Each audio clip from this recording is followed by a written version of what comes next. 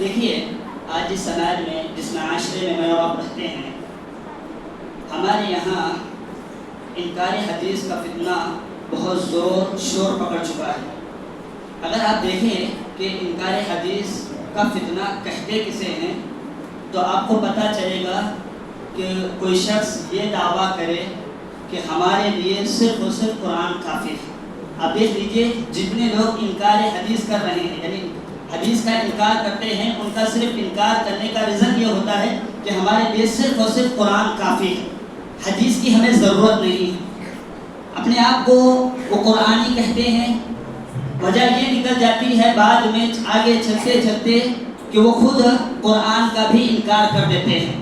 آپ لوگوں کو معلوم ہونا چاہیے، اگر آپ تاریخ کا مطالعہ کریں گے، اگر آپ کتبوں کا مطالعہ کریں گے، آپ کو پتہ چلے گا کہ جتنے لوگوں نے جہاں خود بھی گمراہ ہوئے اور لوگوں کو بھی گمراہ کیا انکار فتنے میں مبتلا کر کے، انہی میں سے ایک شخص تھا رشاد خلیفہ، جو کہ امریکہ کا رہنے والا تھا۔ 1980 میں اس نے لوگوں کے درمیان یہ بات بتائی کہ ہمارے لیے صرف اور صرف قرآن کافی ہے، حدیث کی ہمیں ضرورت نہیں ہے۔ جتنی حدیثیں ہمارے سامنے ہیں یہ ساری کی ساری من گھڑت ہے، موضوع ہے، قابل اعتبار نہیں ہے، شکوک و شبہات والی ہیں۔ اس نے یہ کہا کہ اگر عمل کرنی ہے تو صرف اور صرف قرآن پر عمل کرو، حدیث کی ضرورت نہیں ہے۔ نتیجہ یہ نکلا کہ اس نے قرآن کے بارے میں جہاں یہ کہا کہ قرآن پر ہی عمل کرنا ہے، گمراہ اتنا ہوا کہ بعد میں اس نے قرآن کی بعض آیتوں کا انکار کرنا شروع کر دیا۔ آج ہم اپنے معاشرے میں دیکھتے ہیں کتنے ہی لوگ ایسے ہیں، پہلے شروعات حدیثوں سے کرتے ہیں، آگے چلتے چلتے قرآن کا بھی انکار کرنے والے بن جاتے ہیں۔ اس نے جو رشاد خلیفہ تھا، جس نے جو خود بھی گمراہ ہوا، بہت سو کو گمراہ کیا، اس نے یہ کہا کہ دیکھو قرآن جو ہے یہ میتھمیٹک کے حساب سے ہے۔ اللہ رب العالمین نے قرآن کو نازل کیا، اس میں بہت سارے احکامات رکھے، نماز کے متعلق، روزے کے متعلق، حج کے متعلق، صلہ رحمی کے متعلق، اور بھی بہت سارے چیزوں کے متعلق اللہ رب العالمین نے قرآن مجید کے اندر ذکر کیا۔ تو اس نے کہا کہ نہیں، قرآن مجید ان تمام چیزوں کے بارے میں نہیں ہے، بلکہ قرآن مجید میں میتھمیٹک کا ذکر کیا گیا ہے، میتھمیٹک کے حوالے سے قرآن مجید کو نازل کیا گیا ہے۔ اور آج ہم اپنے معاشرے میں دیکھتے ہیں اکثر نوجوان جو گمراہ ہو چکے ہیں، انکار حدیث کے فتنے میں مبتلا ہے، تین ہی باتوں پر عمل کرتے ہیں، تین ہی بات کہتے ہیں کہ قرآن پر عمل کرنا ہمارے لیے کافی ہے، حدیث کی ضرورت نہیں۔ یا پھر بعض ایسے ہیں جو یہ کہتے ہیں کہ کچھ حدیثوں پر عمل کرنا ہے، کچھ کو چھوڑ دینا ہے۔ ویسے ہی یہ بھی کہتے ہیں کہ قرآن کے کچھ آیتوں پر عمل کرنا ہے، کچھ کو چھوڑ دینا ہے۔ اور آپ اگر بہت گمراہ لوگوں کو دیکھیں گے، وہ یہ کہتے ہیں کہ قرآن کے اندر جو ہے میتھمیٹک کا ذکر کیا گیا ہے۔ آپ نے سنا ہوگا۔ اللہ رب العالمین سے دعا ہے اللہ رب العالمین مجھے اور آپ کو اس خطرناک فتنے سے محفوظ رکھے۔ اللہ رب العالمین سے دعا ہے رب العالمین مجھے اور آپ کو جب تک دنیا میں زندہ رکھے ایمان، اسلام، توحید، قرآن و سنت پر عمل کرنے والا بنائے۔ اللہ رب العالمین سے دعا ہے رب العالمین مجھے اور آپ کو پیارے نبی صلی اللہ علیہ وسلم کی اطاعت اور فرما برداری کرنے کی توفیق دے، آمین۔ اب ہمارے جو آخری مقرر ہے فضیلت الشیخ استاد محترم محسن مدنی حافظ اللہ، میں ان سے بڑے ادب و احترام سے گزارش کرتا ہوں کہ آپ تشریف لائیں اور اپنے موضوع کی وضاحت کریں۔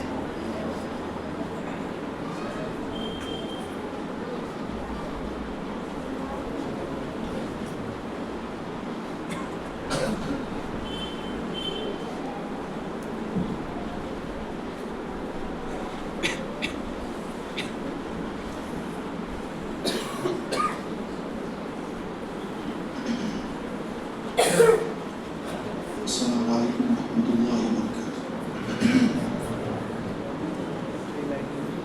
الحمد للہ رب العالمین، والصلاة والسلام على اشرف الانبیاء والمرسلین وعلى آلہ واصحابہ اجمعین ومن تبعهم بإحسان الى یوم الدین، اما بعد۔ اعوذ باللہ من الشیطان الرجیم، بسم اللہ الرحمن الرحیم۔ وما خلقت الجن والانس الا ليعبدون ما اريد منهم من رزق وما اريد ان يطعمون ان الله هو الرزاق ذو القوة المتين۔ تمام قسم کی تعریفیں رب العالمین کے لیے ہیں درود و سلام ہو تمام انبیاء کرام پر، بالخصوص اللہ تعالیٰ کے آخری نبی جناب محمد الرسول اللہ صلی اللہ علیہ وسلم پر، صلی اللہ علیہ وصحبہ وسلم تسلیما کثیرا۔ ابھی انکار حدیث کے جو موجودہ شکلیں ہیں یا موجودہ جو افراد ہیں ان کے تعلق سے کچھ چیزیں آپ نے شیخ محترم سے سماعت فرمائی۔ اللہ تعالیٰ سے دعا ہے اس قسم کے سارے فتنوں سے رب العالمین ہم سب کو محفوظ رکھے۔ جو آیت میں نے آپ کے سامنے پڑھی ہے وہ میری اور آپ کی زندگی کا مقصد ہے۔ بہت زیادہ وقت باقی نہیں ہے تو بنیادی طور پر 2 یا 3 چیزیں میں آپ کے سامنے رکھوں گا کہ اللہ تعالیٰ نے مجھے اور آپ کو کیوں پیدا کیا ہے، اور اگر اللہ تعالیٰ نے کسی مقصد سے پیدا کیا ہے تو یہ مقصد آدمی کے ساتھ کب تک رہے گا، اور اگر آدمی مقصد پر واقعی میں گامزن ہے، آدمی زندگی کے مقصد کو سمجھا ہوا ہے، اسی اعتبار سے اگر آدمی زندگی گزارتا ہے تو کیا کچھ فضیلتیں آدمی کو حاصل ہوتی ہیں۔ تو 3 چیزیں بس آپ کے سامنے مختصر انداز میں رکھوں۔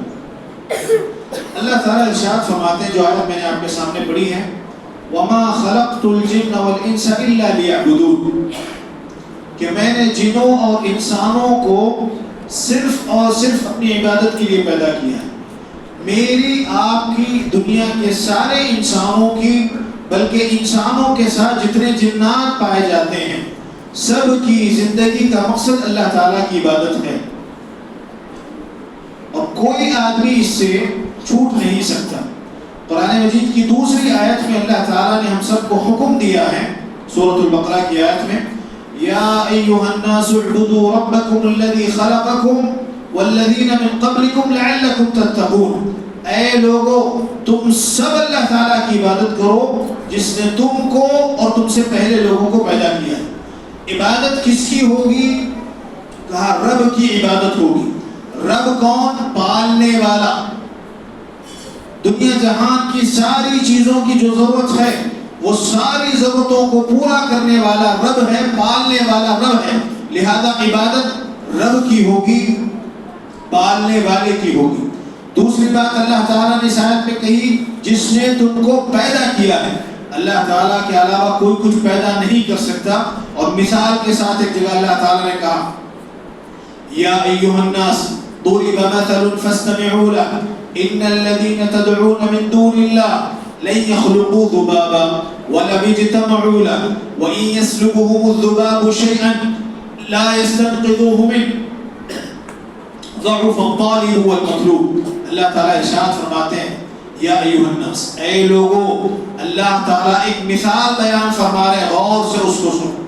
جو لوگ اللہ کو چھوڑ کر کے دوسروں کو پکارتے ہیں، لن يخلقوا ذبابا ولو اجتمعوا له، یہ سب کے سب لوگ اگر جمع ہو جائیں، جمع ہو کر کے بھی اللہ تعالیٰ کی بالکل حقیر سی مخلوق ہے مکھی، اس کو اگر یہ لوگ پیدا کرنا چاہیں نہیں پیدا کر سکتے، سب کے سب جمع ہو کر۔ بلکہ آگے اللہ نے ان کی بے بسی کا تذکرہ کیا، اللہ تعالیٰ نے ان کی کمزوری کا تذکرہ کیا، وَإِن يَسْلُبْهُمُ الذُّبَابُ شَيْئًا لَا يَسْتَنقِذُوهُ مِنْهُ، کہا مکھی پیدا کرنا بہت دور کی بات ہے، اگر ان پر جو نذرانے چڑھائے جاتے ہیں، ان پر جو چڑھاوے چڑھائے جاتے ہیں، یہاں سے کوئی چیز مکھی لے کر کے نکلے اس کو بھی واپس نہیں لا سکتے۔ آیت کی تفسیر اگر آپ دیکھیں، مفسر قرآن حضرت عبداللہ بن عباس رضی اللہ تعالیٰ عنہ کہتے ہیں، پرانے وقت میں بتوں کے پاس یہ لوگ زعفران کو ملا کر کے رگڑتے تھے خوشبو کے لیے، کہا کہ وہاں مکھیاں پہنچ کر کے زعفران کا جو حصہ ہوتا ہے اس کو اٹھا کر کے لے جاتی تھی۔ مکھی آئی اور زعفران جو لیپا ہوا ہے وہاں پر، وہاں سے جو سوکھ کر کے زعفران سوکھا ہوا ہے وہاں سے مکھی لے کر کے چلی جاتی۔ اللہ نے کہا کہ یہاں سے ان کے قبروں پر یا ان بتوں کے پاس جو نذرانے ہیں، جو چڑھائے چڑھائے جاتے ہیں، یہاں سے مکھی اگر کوئی چیز لے کر کے جائے اس کو بھی یہ لوگ نہیں لا سکتے۔ ضعف الطالب والمطلوب، اللہ نے کہا پکارنے والا اور جس کو پکارا جا رہا دونوں کے دونوں کمزور ہیں۔ لہذا پیدا کرنے والی ذات اللہ تعالیٰ کی ہے تو عبادت اللہ تعالیٰ کی ہوگی. اللہ تعالیٰ نے یا ایھا الناس اعبدوا ربکم الذی خلقکم والذین من قبلکم لعلکم تتقون. اے لوگو تم سب کے سب اللہ تعالیٰ کی عبادت کرو جس نے تم کو اور تم سے پہلے لوگوں کو پیدا کیا ہے. اور عبادت کا مقصد کا اللہ کا تقویٰ تمہارے دلوں میں پیدا ہو جائے. لہذا میری آپ کی دنیا کے سارے انسانوں کی بلکہ انسانوں کے ساتھ جنوں کو آپ ملا لیجئے سب کی زندگی کا مقصد اللہ تعالیٰ کی عبادت ہے, اللہ تعالیٰ کی بندگی ہے. اور یہ جو مقصد ہے اللہ کی عبادت, اللہ کی بندگی, یہ وقتی طور پر نہیں ہے کہ آدمی چند ایام کر لے. رمضان کا مہینہ آیا, روزوں کی پابندی آدمی کر رہا ہے, 5 وقت کی نمازوں کے آدمی کے پاس پابندی ہے, اللہ کے کلام کی آدمی نے تلاوت کی, رمضان ختم ہو گیا, اللہ کی عبادت سے بالکل آدمی ہاتھ دھو بیٹھا ہے, ساری چیزیں آدمی چھوڑ رہا ہے. اللہ کے رسول صلی اللہ علیہ وسلم سے اللہ تعالیٰ نے خطاب کر کے کہا وَاعْبُدْ رَبَّكَ حَتَّى يَأْتِيَكَ الْيَقِينُ. اللہ تعالیٰ نے آپ کو جو اللہ کی عبادت کرنے کا حکم دیا ہوا ہے وہ کب تک ہے؟ آپ کی موت تک. وَاعْبُدْ رَبَّكَ حَتَّى يَأْتِيَكَ الْيَقِينُ, آپ کی موت کے آنے تک. لہذا جب زندگی کا مقصد اللہ تعالیٰ کی عبادت ہے, یہ مقصد وقتی نہیں ہے کہ آدمی وقتی طور پر اللہ کی عبادت کر کے اس کو چھوڑ دے, بلکہ یہ مقصد زندگی بھر تک کے لیے آدمی کے ساتھ رہے گا. اور اس مقصد کے لیے ضروری چیز یہ ہے کہ اللہ کی جہاں آدمی عبادت کرے, اللہ کی جہاں آدمی بندگی کر رہا ہے, توحید کے ساتھ اگر آدمی اللہ کی عبادت نہ کرے, اللہ کی بندگی نہ کرے, ساری عبادتیں آدمی کی ضائع ہو جاتی ہیں. پیارے نبی صلی اللہ علیہ وسلم سے, اللہ کے رسول صلی اللہ علیہ وسلم سے یا دوسرے انبیاءوں سے شرک کا صدور ہرگز نہیں ہو سکتا. اللہ کے رسول صلی اللہ علیہ وسلم ہیں یا دوسرے انبیاء ہیں, ہرگز ان سے یہ معاملہ نہیں ہو سکتا کہ اللہ کے ساتھ شریک کریں, کسی اور کو پکاریں, کسی اور کی عبادت کریں, منتیں سماجتیں کسی اور کے لیے کریں, نظر و نیاز یا دوسری جتنی بھی عبادتیں ہو سکتی ہیں, اللہ کے لیے جو خاصیتیں ہیں وہ کسی اور کے لیے کرے, ایسا ہو ہی نہیں سکتا ان افراد سے جن کو اللہ تعالیٰ نے چن لیا ہے. لہذا پیارے نبی صلی اللہ علیہ وسلم سے خطاب کر کے اللہ نے کہا وَلَقَدْ أُوحِيَ إِلَيْكَ وَإِلَى الَّذِينَ مِن قَبْلِكَ لَئِنْ أَشْرَكْتَ لَيَحْبَطَنَّ عَمَلُكَ. کہا اے پیغمبر, ہم نے آپ کی طرف اور آپ سے پہلے جتنے انبیاء ہم نے بھیجے ہیں سب کی طرف ہم نے اس بات کی وحی کی, اگر آپ اللہ کے ساتھ کسی اور کو شریک کرتے ہیں لَيَحْبَطَنَّ, تو آپ کی ساری نیکیوں کو اللہ تعالیٰ برباد کر دے گا, ساری نیکیاں آدمی کی ضائع ہو جائیں گی. اس وقت معاملہ ایسا ہے, بہت سارے لوگ یہ سمجھتے ہیں کہ انسانوں کو جوئے بازی سے روکا جائے گا, شراب نوشی سے انسانوں کو روکا جائے گا, جھوٹ بولنے سے, یا اخلاقی جو برائیاں ہو سکتی ہیں اخلاقی برائیوں سے انسانوں کو روکا جائے گا. لیکن جہاں اللہ کو چھوڑ کر کے دوسروں کو پکارنے کی بات ہے یا دوسروں کی عبادت کرنے کی بات ہے, اللہ کے علاوہ دوسروں کو مشکل کشا حاجت روا سمجھنے کی بات ہے, وہاں معاملہ یہ ہے کہ انسانوں کا ایک خاص گروہ ہے جو یہ کہتا ہے کہ لوگوں کو اس وقت توحید کی طرف اگر آپ بلائیں گے, ایک اللہ کی اگر لوگوں کو دعوت دیں گے, یہاں فتنہ فساد پیدا ہو سکتا ہے, تفریق امت میں ہو سکتی ہے. لہذا لوگوں کو پہلے آپ اچھائی کی طرف بلائیے, لوگوں کو برائی سے روکیے, بعد میں شرک سے روکا جائے گا, بعد میں توحید کی طرف بلایا جائے گا. سب سے پہلی دعوت جو آدمی انسانوں کو دے گا وہ اللہ کی توحید کی دعوت ہے, اس کے علاوہ کوئی اور دعوت نہیں. پیارے نبی صلی اللہ علیہ وسلم نے حضرت معاذ بن جبل رضی اللہ تعالیٰ عنہ کو یمن کی طرف بھیجا. یمن جب اللہ کے رسول صلی اللہ علیہ وسلم نے ان کو روانہ کیا, نصیحت کی, کہا انک تأتی قوما من اہل الکتاب, انک تأتی قوما من اہل الکتاب فلیکن اول ما تدعوهم الیہ شہادت اللہ الہ الا اللہ. کہا کہ تم اہل کتاب کے پاس, ان لوگوں کے پاس جا رہے ہو جن کو کتاب دی گئی تھی, سب سے پہلی دعوت اگر تم ان کو دو گے تو اللہ تعالیٰ کی توحید کی دعوت. اس سے بڑھ کر کے دنیا کی کوئی اور خیر بھلائی اچھائی والی چیز نہیں ہو سکتی. لہذا میری اور آپ کی زندگی کا جو مقصد ہے وَمَا خَلَقْتُ الْجِنَّ وَالْإِنسَ إِلَّا لِيَعْبُدُونَ, کہ اللہ تعالیٰ نے مجھے اور آپ کو اللہ کی عبادت کے لیے جو پیدا کیا ہے وہ اللہ کی عبادت اصل میں اللہ کی توحید ہے.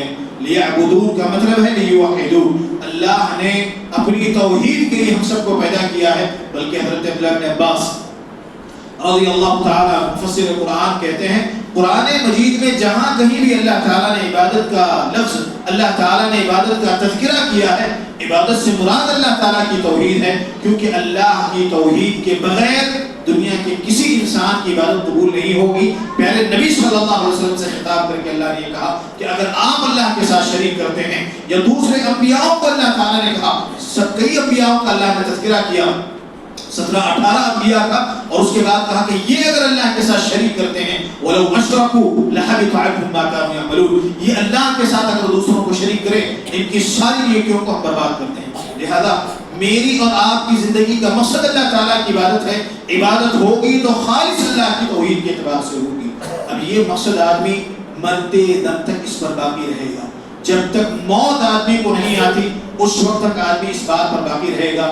یہ چیز اگر آدمی کی درمیان میں چھوٹ جاتی ہے آدمی کو نقصان ہوگا، جس نقصان کا تذکرہ اللہ تعالیٰ نے زمانے کی قسم کھا کر کے بیان کیا، وَالْعَصْرِ إِنَّ الْإِنسَانَ لَفِي خُسْرٍ، زمانے کی قسم کھا کر کے اللہ نے کہا انسان نقصان میں، خسارے اور گھاٹے میں۔ آخری چیز جو میرے درس کی ہے کہ اگر کوئی آدمی اللہ کی عبادت کرے، اللہ کی بندگی کرے، مسلسل اللہ تعالیٰ کی عبادت کر رہا ہے، فائدہ آدمی کو کیا ہوگا؟ اس وقت حالت ایسی ہے بغیر فائدے کی شاید ہی کوئی آدمی عمل کر لے، بغیر کوئی فائدے کی شاید ہی کوئی آدمی عمل کر لے۔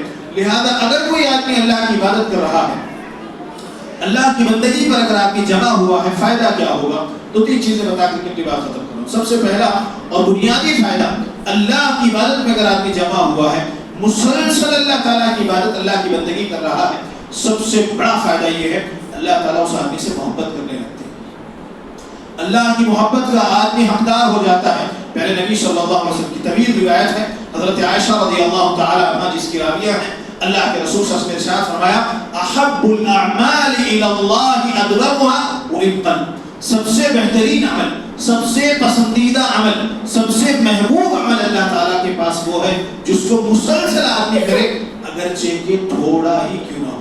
بہت کم عمل آدمی کر رہا ہے، بہت چھوٹا عمل ہے، لیکن مسلسل جو آدمی کر رہا ہے، پہلے نبی صلی اللہ علیہ وسلم کہتے ہیں سب سے پسندیدہ عمل یہ اللہ کے پاس ہے۔ جو آدمی اللہ کا پسندیدہ عمل کرے وہ آدمی اللہ کے نزدیک محبوب ہے۔ لہذا اللہ کا محبوب اگر آدمی بننا چاہتا ہے، مسلسل اللہ تعالیٰ کی ہمیشہ آدمی عبادت، اللہ کی ہمیشہ بندگی کرنے کی آدمی کوشش کرے۔ دوسرا بڑا فائدہ تسلسل کے ساتھ ہمیشہ اللہ تعالیٰ کی عبادت کرنے کا دوسرا بڑا فائدہ یہ ہے کہ اللہ تعالیٰ ایسے افراد کو جو مسلسل اللہ تعالیٰ کی عبادت، اللہ کی بندگی کرتے ہیں، حسن خاتمہ کی توفیق اللہ کی طرف سے ملتی ہے، نیک اعمال پر اللہ تعالیٰ ان کو اٹھا لیتے ہیں، ان کی جو موت ہوتی ہے نیکیوں پر، اللہ کی عبادت پر ہوتی ہے۔ میرے نبی صلی اللہ علیہ وسلم حدیث میں ارشاد فرماتے ہیں اذا اراد اللہ بعبد خیرا استعمله، قالوا یا رسول اللہ کیف يستعمله یا رسول اللہ؟ قال يوفقه لعمل صالح قبل الموت ثم ينفذه عليه۔ پہلے نبی صلی اللہ علیہ وسلم ارشاد فرماتے ہیں اللہ تعالیٰ جب کسی بندے سے خیر کا، بھلائی کا، اچھائی کا اگر اللہ تعالیٰ ارادہ کرے، اس آدمی کو اللہ تعالیٰ استعمال کر لیتے ہیں۔ صحابہ کرام رضی اللہ تعالیٰ عنہ مجمعین کو چیز سمجھ میں نہیں آئی کہ اللہ تعالیٰ کسی آدمی کو، کسی بندے کو کیسے استعمال کر لیتے ہیں۔ اللہ کے رسول صلی اللہ علیہ وسلم نے کہا اللہ تعالیٰ مرنے سے پہلے پہلے نیک اعمال کی توفیق اس کو دے دیتے ہیں اور اسی پر اللہ تعالیٰ اس کا خاتمہ کرتے ہیں۔ مسلسل اگر آدمی عمل کرے، ہمیشہ اگر آدمی عمل کرے، فائدہ اس کا یہ ہوگا کہ اچھائیوں پر اللہ تعالیٰ اس کو موت دے گے۔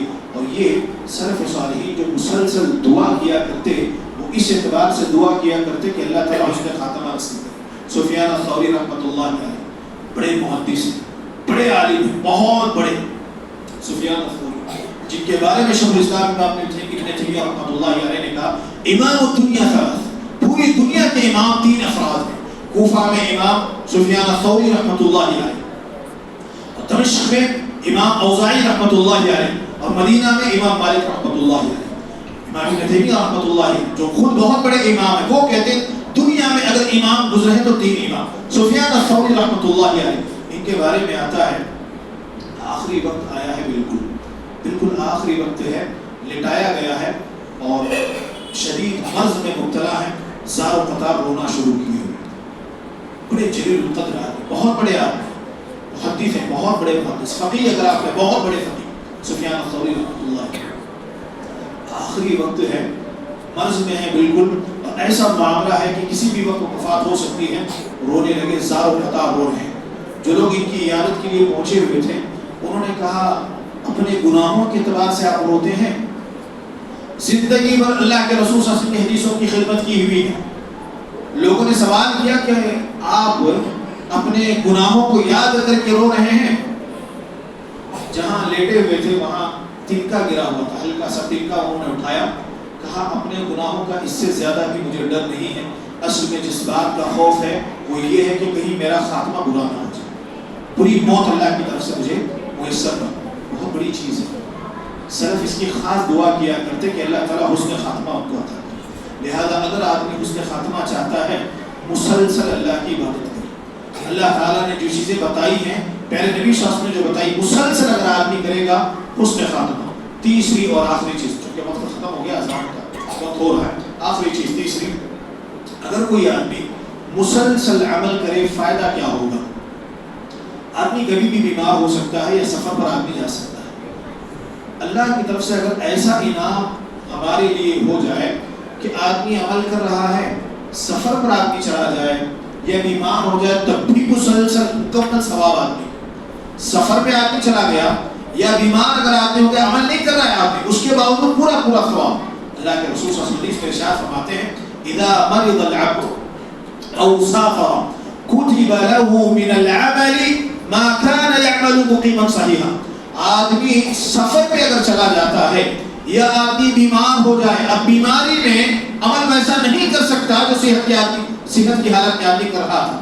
نوافل کا بڑا پابند آدمی تھا، دن اور رات کی 12 جو رکعت ہیں جن کے بارے میں اللہ کے رسول صلی اللہ علیہ وسلم نے کہا اگر آدمی ادا کرے جنت میں گھر اللہ تعالیٰ اس کے لیے بناتے ہیں، یہ عمل آدمی کے پاس تھا. یا مسلسل اللہ کے کلام کی تلاوت کرنے والا آدمی تھا، اب معاملہ ایسا بیمار ہو چکا نہیں کر سکتا آدمی کو. یا پھر سفر میں ہے، سفر کی وجہ سے آدمی عمل نہیں کر سکتا.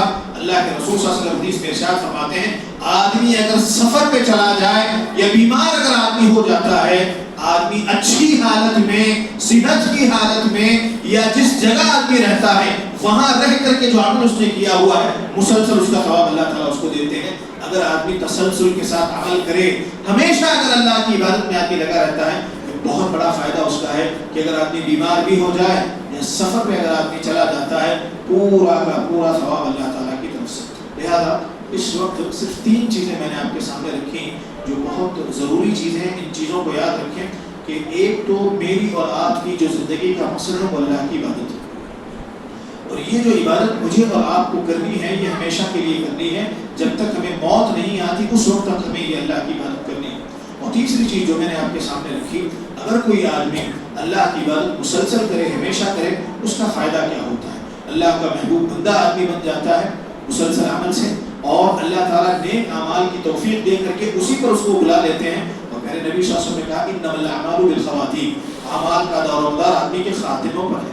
خاتمہ جس اعتبار سے آدمی کا ہوتا ہے وہ بڑا اہم معاملہ وہ ہوتا ہے. اور تیسرا فائدہ مسلسل عمل کرنے کا، سفر پر اگر آدمی چلا جاتا ہے، بیمار اگر آدمی ہو جاتا ہے، اللہ کی طرف سے یہ انعام آدمی کو ہے کہ جیسے آدمی بیمار ہونے سے پہلے عمل کر رہا تھا، سفر پر جانے سے پہلے آدمی عمل کر رہا تھا، اسی اعتبار سے پورا پورا ثواب اس آدمی کو ملے گا. رب العالمین سے دعا ہے جتنی چیزیں کہی گئی ہیں سب سے پہلے مجھے اور آپ کو اللہ تعالیٰ عمل کی توفیق عطا فرمائے. وآخر دعوانا الحمد للہ رب العالمین.